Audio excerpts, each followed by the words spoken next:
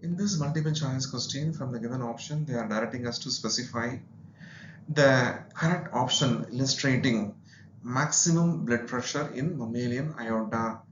For this, let me understand in which way the systole and diastole is responsible for the blood flow in the heart chamber. In this picture, we can see the systole is exactly indicating the contraction, whereas the diastole is indicating the relaxation.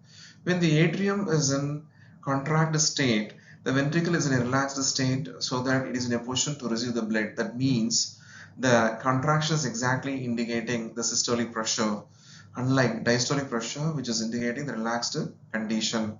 With this specification, we are choosing option D as a correct answer to secure 4 mark after ignoring option A, B, and C. What are the points we told with this picture and with the option that we are going to give as a elaborative point-wise narration to take the NEET notes for the future reference and also to have a recap.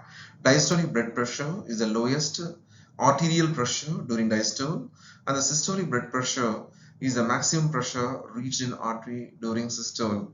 Blood pressure is the hydrostatic pressure that blood exerts on the blood channel wall as a result of ventricular contraction. The mammalian aorta's blood pressure reaches its peak during the left ventricle systole. With this specification, we are choosing option D as a correct answer to secure 4 mark after ignoring option A, B, and C.